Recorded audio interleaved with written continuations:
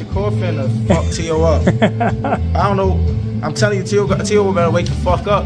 I mean, at the end of the day, you think it's competitive though? It's close. Yeah, I think it can be competitive. Yeah. You know, Tio is real gifted. Shakur is real defensive, and you know, I feel like when a fight is super defensive, it can play against you also. You know, because if you go in there trying to be really defensive. Teofimo Lopez is known as one of the most explosive fighters in boxing, but IBF champion Richardson Hitchins believes that explosiveness won't save him this time. With the huge Madison Square Garden fight set for January 31st, Hitchins delivers a calm but ruthless warning. This isn't trash talk. He's speaking as someone who has spent more time sparring with Shakur Stevenson than almost anyone alive. In his view, this fight isn't close. It's not power boxing intelligence versus raw athleticism, and Hitchins believes athleticism doesn't beat someone you can't even touch. The connection between Hitchins and Shakur Stevenson is one of the deepest in boxing, but it didn't start as friendship. As teenagers on the amateur circuit, they actually couldn't stand each other. Shakur and his team used to mock Hitchins for starting boxing late and being inexperienced. Everything changed during a long night before a 4 a.m. flight to a national tournament in Nevada. Instead of sleeping, the two stepped into the gym and sparred. That late-night session changed everything. Story. Me and Shakur became really close at a young age. I think I was about 13. Yeah. And me and him started off beefing at first, because I was one of the guys that was like, I started boxing a little later than guys like Shakur. I started boxing like 12. Oh, okay. Shakur and them guys was boxing like at 5, 7 years old. Yeah. So I used to talk a lot of shit, even though I was green. And Shakur always used to make fun of me like, yo, you green, you green, you green. That used to be his favorite word to say. Yeah. And one day the Jersey team was going to the Junior Golden Glove Nationals, and nobody from the New York team was going. And I was real cool with Wally. And I had a friend of mine that said they could only drop me off to the airport at like 10 at night. And I'm like, I'm not gonna wait at the airport from 10 at night to 6 in the morning. Yeah. So I asked Wally, can I sleep in a boxing gym? And Wally was like, yeah, you can. And I hear Shakur in the background, like, I'll stay with him in the boxing gym. I'll stay over the boxing gym with him. That's cool. So we slept at the boxing gym. We sparred that night. We sparred like 3, 4 in the morning before the flight. We got to Mesquite, Nevada. Ever since that trip, we've been like inseparable ever since. We've been real close friends, always training together, always sparring together, always talking together, hanging out together. He sleep over my house, I sleep over his house. We've been close ever since like, I want to say like 14, 15. Wow. Well, we met at like 13. We met like at 12, 13. Wow, that's crazy. And then steel sharpens steel. So you got better, you learned, he learned, you guys helped each other, you know. Yeah, he improved like my boxing skills a lot, because being in the ring with him over and over, seeing different things he was doing, and you know, I was already super talented and gifted myself, so I just needed that extra experience from different guys to get to that next level. And yeah, that was all she wrote, basically. From that moment on, rivalry turned into respect, and respect turned into brotherhood.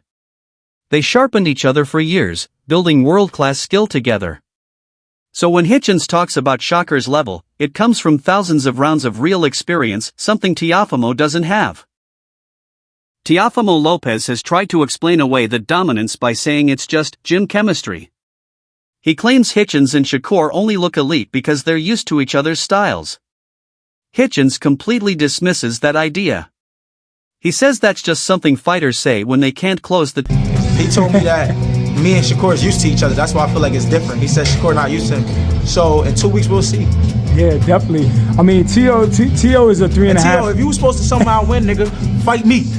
Fight me. That's the fight that I want. Fight me. I've been calling for that fight. People say I'm clout chasing, I'm saying names. Like I said, when I got out the ring with George Cambosis, I seen Tio right there in the crowd. That was supposed to be the fight we were supposed to be fighting. We were supposed to be make it happen next week. He was there. When Hitchins looks at Teofimo's recent fights, he sees a clear pattern.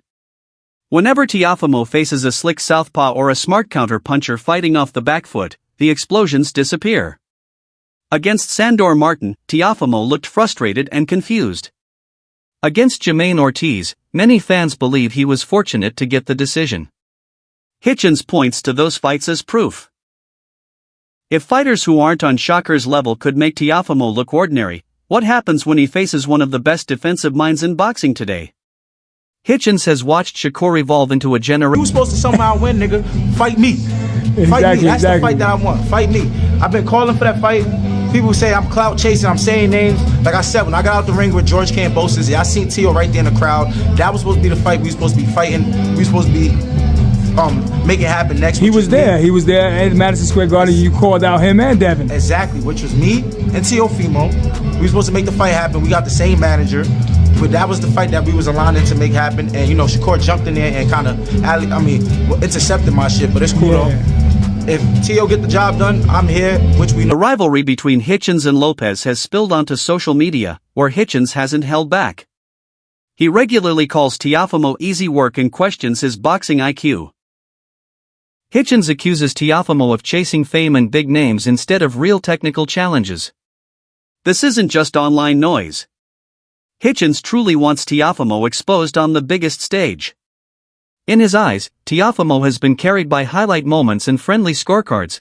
Shakur being the favorite, if Teo was to win, what does he got to do? He has the championship belt. Shakur has to take that from him, right? Right. So if Teo was to win, what would he have to do to get that? What are some of the keys to victory to beat a fighter like Shakur, not just Shakur? I ain't gonna say it. I ain't gonna say it. All right. Fair enough.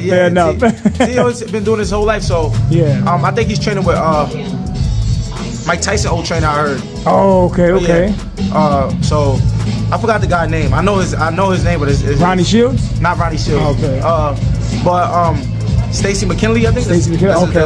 Is that the guy? I think so. But they said they have a game plan. They said they know how they're gonna beat Shakur. We'll see, man. Teofimo's a tremendous fighter at the end of the day. I gotta give ultimate respect to him because he is one of the most decorated young fighters in the sport today.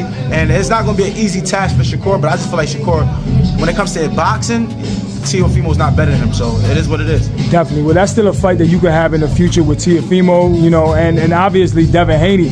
I know you sparred with Devin Haney. What was that work like? You sparring with Devin Haney. You know him for so long, right? Oh, it was great work, man. We spoke about the sparring numerous times. Devin is a great fighter, and listen, I just want my opportunity with these guys. They're the biggest names, the biggest and the hardest fights in the sport. And I feel like I'm in my prime, and I feel like the boxing fans deserve to see some of the best boxers in the world square off. And I'm calling for it, and eventually it'll happen. I feel like this year, 2026, is